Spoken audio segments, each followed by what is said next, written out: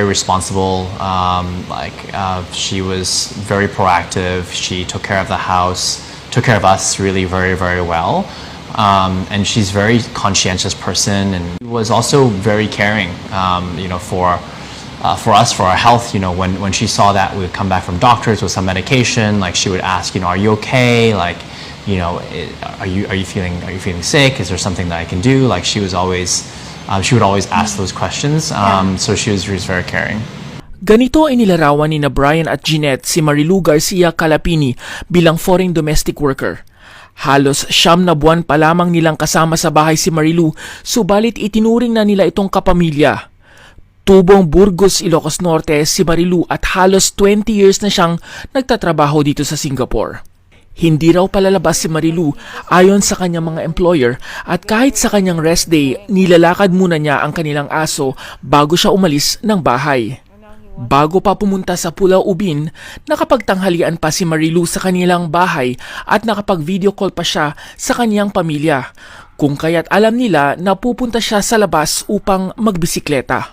Makain pa lang kami, tinanong ko na siya kung marunong siyang magbike. Sabi niya, oo naman daw, kasi nung nakatira pa siya sa East Coast, nagbabike siya everyday kasi malapit sa park, sa East Coast Park, sa beach. Bandang 4:00 na sila nakarating sa Pulau Ubin at naisipan nilang mag-rent ng bike upang umikot sa lugar. Ang Pulau Ubin ay isang lumang kampong area na isla sa northeast ng mainland Singapore. Mararating ang lugar na ito ng 10 minuto gamit ang mga bomb boat, at isa sa mga paboritong gawin ng mga namamasyal sa lugar na ito ay ang pagbibisikleta. Kasi that time, so umiikot-ikot kami, and then nakita namin yung sign na Chakchawa Wetlands. We're on the way. Sana. Una kami nung kaibigan ko, tapos nahuhuli siya. Kasi nga, medyo mabagal yung patakbo niya ng bike niya. Pero every now and then, binabalikan namin siya to check on her na, ate, okay ka lang? Oh, okay lang ako. Kumaganon siya. So, ako din nga, natakot kasi nga, nung on the way na kami, bigla, Snoopy pala siya, talagang mabilis pababa. Kahit di mo na pwedeng pedalin yung bike. Kasi bababa yung bike. Kasi nga, siguro mataas siya. Kasi nga, ang bilis bumulusok ng bike eh. Napansin ni na Clarissa na hindi na sumusunod sa kanila si Marilu. Naghintay sila ng ilang minuto sa tapat ng isang lumang bahay. Nakalipas na ang 5 minuto at hindi pa rin siya dumarating, kung kaya't hinanap na nila ito. Pinalikan namin, nakita ko nakahiga na lang siya. Nakahiga siya, face up sa taas, naka-face up. And then yung mag-asawang, yung couples na sumusunod sa kanya, hindi rin nakita how the way she fell. Agad-agad yung lalaki bumalik, tumawag ng pulis. Tapos yung babae, binantayan siya pero hindi niya ginalaw o whatever, basta nakatayo lang yung babae, siya nakahiga sa semento. Ilang ulit ko rin tinanong kung paano ka ba napagsak, ano bang unang bumagsak tayo. Pero hindi niya sinasagot, basta sinasabi lang niya masakit ulo ko, nahihilo ako. Yun ang lagi niya sinasabi sa akin. Alalang-alala sina Brian at Jeanette sa kalagayan ni Marilu nang binisita nila ito matapos nilang malaman sa pulis ang nangyari sa kanya. Inoperahan si Marilu sa ulo ng 2 beses dahil natamaan ang likod na nagdulot ng pagka-injure ng frontal at temporal lobes ng kanyang utak. She was already in a induced coma at that point. When I spoke to her friend afterwards, she said that she was actually really shocked because from the day before she seemed fine. Because on the outside it doesn't look like there were a lot of injuries, but because it was in her brain, so you can't see it. And she had, like you said, a breathing tube, a feeding tube, all kinds of drips, all kinds of machines around her because she was in the surgical ICU. So at that point, they were really trying just to kind of keep her alive. So it was really confronting. It was really quite shocking. The doctor basically said at that point, they were not really sure whether she would recover from this and how recovery would look like, and there was a big possibility at that point that she would suffer from memory loss, that she would lose motor functions. Siniguro naman ni Philippine Labor Attaché to Singapore, Saul De Vries, na tutulungan ng OWA o Overseas Workers Welfare Administration si Marilu pagdating sa Pilipinas.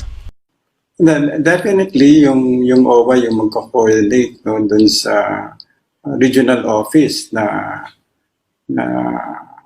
napupuntahan no yung regional office na may sakop dun sa lugar ni Marilu no. In this case yung region 1 kasi galing sa Ilocos Norte no. So OWA na yung magko-coordinate sa region 1 no. Ang region 1 kasi ang eventually magbibigay ng assistance dahil dun si Marilu dun ang final destination ni Marilu no later on kapag siya ay na-repatriate na. Siyempre yung pagbibigay ng ambulansya that can also be taken care of by OWA. Even yung request for exemption from mandatory quarantine in the Philippines, that can also be handled by OWA. So we'll like to assure the family there in the Philippines that the Philippine government through OWA, through the Department of Labor and Employment, would really help Marilu no, when she returns to the Philippines. She's entitled to OWA benefits. Posibleng mabigyan siya ng disability benefit no kung hindi na talaga siya makakapagtrabaho muli no. So meron tayong medical benefit para din sa kanya na naghihintay no when she returned to the Philippines. Yung sa PhilHealth, kung siya ay member ng PhilHealth, maaaring yung mga pinagkakasusan na hindi na-cover ng insurance ay pwedeng i-reimburse sa PhilHealth kahit yung hospitalization ay nangyari sa labas ng bansa or wala sa Pilipinas. So kung si Marilu ay active PhilHealth member, maaari namang tulong yung PhilHealth dun sa tustos dun sa mga medical expenses niya. Para naman sa mag-asawang Brian at Jeanette, higit sa pagod na kanilang nararamdaman ngayon, ang nais na lamang nila ay ang gumaling si Marilu. How is the condition of the family in the Philippines based on your conversation with the family? No, I think they're really thankful right now that Marilu has improved. They pray for her. They're just praying for her full recovery now. But obviously when we talked to her, they were really worried. There were times when her dad would be crying to see her like that, and Stay positive, and that we are trying our best to help her get better. Do you want to say anything to the Filipino community or to all those people watching us right now? Message to the Filipino community is, we're really grateful, for all the support that the community has shown, and I guess we're just really grateful. Yeah. At nang itanong namin kung ano ang gustong sabihin nila kay Marilu,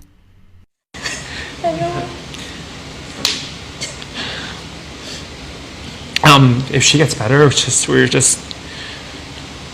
we're glad she's better, and we hope she can spend quality time back in the Philippines with her family, and we wish her all the best. And Marilu is so strong, and she's such a fighter. So that's how she's getting through this. And mula rito sa Singapore, June Riganan para sa Rated J.